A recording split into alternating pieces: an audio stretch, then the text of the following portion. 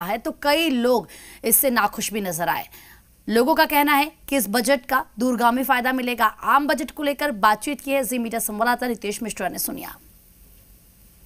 देश का बजट आ चुका है और जाहिर सी बात है कि इस बजट पर, ये जो आम बजट है, इस पर आम आदमी का इस बार फोकस ज्यादा रहा है। तो कुछ आम लोग हैं, बुजुर्ग लोग हैं, उन्हीं से बात करते हैं कि बजट उनकी कसौटी पर कितना खरा उतरा है। बाबा, क्या नाम हुआ आपका? रविनाथ झा जी। बजट तो आ चुका है, एक से एक राजनीतिक प्रतिक्रियाएं भी सामने आ रही हैं। कोई इसे पास बता रहे हैं, कोई फेल बता रहे हैं। आप एक बुजुर्ग व्यक्ति हैं, आप नौकरी कर चुके हैं। बाबा, आपकी नजर से बजट क्या है? मेरे नज़र में तो बजट अच्छा है, जनता के हित में है, आम जनता को फायदा है। बजट अच्छा है जी। क्या कुछ अच्छा लगा? दशकों से आप बजट देखते आ रहे होंगे, कई सरकारों को आपने बनते बिगड़ते देखा है, तो इस बजट में आपको क्या अच्छा लगा? बजट तो ये अच्छा है, पहले जो कोरोना से, जैसे एक साल से पूरा 20 जो है, जो कोरोना से संकट में सब डूबा हुआ रहा, तो उससे मुक्ति मिलने जा रहा है। उसके लिए वैक्सीन आ गया है, वो वैक्सीन जो है तो फ्री में सबको मिलने जा रहा है।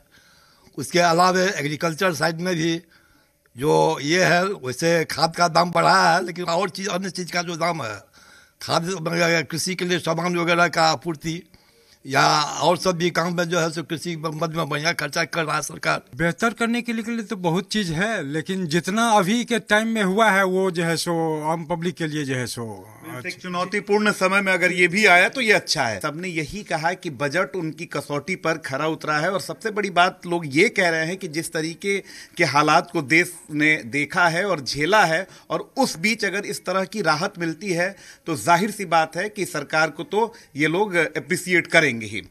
कैमरा पर्सन दीनानाथ ओझा के साथ रितेश मिश्रा, जी मीडिया, पटना। तो बजट को लेकर पूरे देश से अलग अलग प्रतिक्रियाएं सामने आई हैं। लोगों ने बजट की सराहना की है कि इस बजट में सभी तबकों का ख्याल रखा गया है। साथ ही लोगों का यह भी कहना है कि बहुत सारी उम्मीदें थी जो कुछ और बेहतर हो सकता था, लेकिन देश के हालात के मद्देनजर बजट बेहद सराहनीय और सटीक है। बजट को लेकर युवाओं के साथ आम लोगों का क्या कुछ कहना है, सुनिए आप। जो नए इमर्जिंग डिजीजेज हैं, उनके रिसर्च पर, उनके क्योर पर, उनके ट्रीटमेंट पर विशेष ध्यान रखने की बात कही गई है। और इसके साथ जो कोविड वैक्सीन के लिए 35,000 करोड़ अलग से दिए गए हैं, ये भी एक अच्छे सराहनीय कदम है। आज साल 2021 का बजट पेश किया गया है हमारी वित्त मंत्री निर्मला सीतारमण जी के द्वारा। काफ़ी अच्छा बजट है। हेल्थ सेक्टर में और इंफ्रास्ट्रक्चर के सेक्टर में काफ़ी ज़्यादा राशि दी गई है, बजट में रखा गया है, ताकि पूरे देश में और देश के अन्य राज्यों में हेल्थ के सेक्टर में और इंफ्रास्ट्रक्चर के सेक्टर में अच्छा काम किया जा सकता है। आज के आम बजट से हम सभी शिक्षकगण बेहद प्रसन्न हैं। हमारी प्रसन्नता का राज इस बात में है कि सरकार ने शिक्षा के लिए, स्वास्थ्य के लिए अतिरिक्त बजट का जो प्रावधान किया है, जो व्यवस्थाएं दी गई हैं, वो निश्चित रूप से इस देश को एक अच्छा फ्यूचर दे पाएंगी। तो वहीं बजट को लेकर पॉलिटिकल रिएक्शंस भी आए हैं, सुनिए। जो नौकरी पेशा, मजदूर, किसान और जो छोटे उद्योग करने वाले, उनके लिए कोई राहत नहीं है, उनके लिए कोई आगे बढ़ने का उपाय नहीं है। और आपको बता दें, डीजल पेट्रोल की कीमत, क्रूड वाले कीमत सस्ते हैं, उसको भी आपने कम नहीं किया। और जब वो आप कम नहीं कीजिएगा उसका दर, तो महंगाई पर आप कंट्रोल नहीं कर सकते और किचन पर भार पड़ना स्वाभाविक है। मुख्यमंत्री जी को प्रधानमंत्री जी इस बजट में झुनझुना धरा दिए हैं।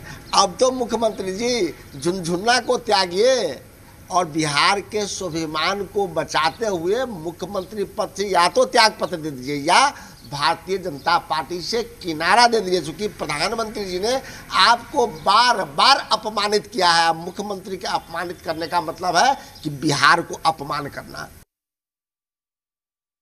बिहार को आगे बढ़ाने की जरूरत थी, विकास के दौर में आगे ले जाने की जरूरत थी, लेकिन बिहार को विशेष पैकेज की बात और जहाँ तक रही थी वो विशेष दर्जे की बात तो छोड़ दीजिए, पैकेज की बात भी नहीं की गई। यहाँ तक कि झुनझुना भी नहीं धराया गया। बिहार के लिए कुछ भी नहीं किया। बिहार पहली बार इस तरह से बिहार के लोगों को इस भारतीय बजट में निराश किया गया है।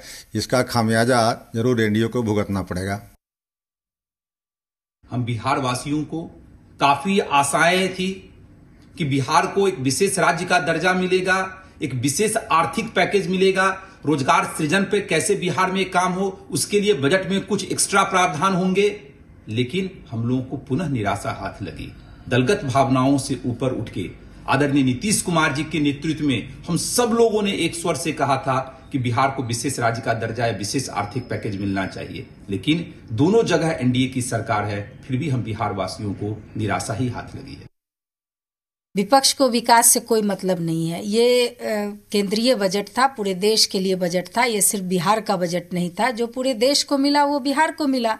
बिहार विकास कर रहा है और मुख्यमंत्री जी इतने सक्षम हैं कि जब भी बिहार को किसी चीज़ की ज़रूरत होती है, धन की ज़रूरत होती है, तो वो इतने सक्षम हैं कि वो केंद्र सरकार से लेते हैं और बिहार का विकास करते हैं।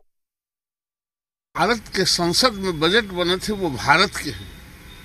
बिहार, बंगाल, उड़ीसा और पंजाब के नहीं हैं। और बिहार भारत के संसद से अलग नहीं है। ये पूरे देश का और ये गरीबों का, ये किसानों का, ये अधिक उम्र के लोगों का, ये स्वास्थ्य के लिए, ये तमाम चीज़ों पर ये जो एक आत्मनिर्भर भारत बनाने के लिए जो सोच नरेंद्र मोदी जी ने पैदा किया था, ये उसका बजट है। हमारे बिहार को उपेक्षित रखा गया है, जो कि हमेशा से रखा गया है। आज तो जनता दल यूनाइटेड और भारतीय जनता पार्टी अगर डबल इंजन की सरकार चला रही है, जब उनका इलेक्शन का टाइम निकल गया तो आज वो बिहार वासियों के लिए चिंता भी नहीं कर रहे हैं। बजट में उन्होंने किसी तरह का प्रावधान नहीं रखा है बिहार के लिए, बिहार के विकास के लिए बजट लेकर आए। उसमें अगर भारतीय पंचायती राज पार्टी का अगर आपको किसी तरह का सलाह और मदद चाहिए तो हम करने के लिए तैयार हैं। बीजेपी के वरिष्ठ नेता आर.के. सिन्हा ने बजट को आत्मनिर्भर बताया। उन्होंने कहा कि वर्तमान बजट आत्मनिर्भर भारत की ओर मजबूती से बढ़ता कदम है। तो बड़ी खबर आपको बता रहे किस तरीके से यहां पर आत्मनिर्भर भारत की ओर बढ़ता कदम यहां पर बताया गया है। आर.के. सिन्हा की तरफ से इस बजट को यानी कि तारीफ की जा रही है। बताया गया है जो संकल्प प्रधानमंत्री नरेंद्र मोदी ने लिया है, जो बात उन्होंने कही है, जो उनका सपना है कि आत्मनिर्भर भारत हो, और ये बजट वही दर्शाता है कि किस तरीके से दूरगामी नतीजे हमें नजर आएंगे। ये अद्भुत बजट है, मैं इसका स्वागत करता हूं। कुछ लोग विरोध भी कर रहे हैं, तो मात्र विरोध करने के लिए विरोध नहीं करना चाहिए।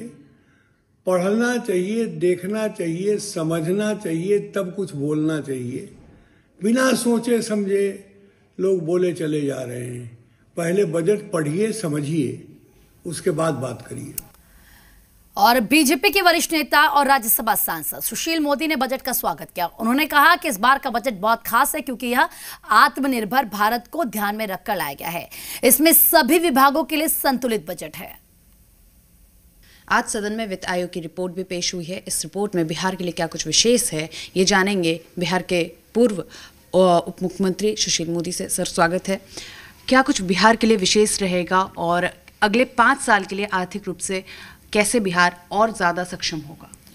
देखिए, आज जो 15वें वित्त आयोग की रिपोर्ट पेश की गई है, तो यूपी के बाद सर्वाधिक धनराशि बिहार को प्राप्त हो रही है और अगले 5 साल में बिहार को लगभग 4,78,000 करोड़ रुपया प्राप्त होगा।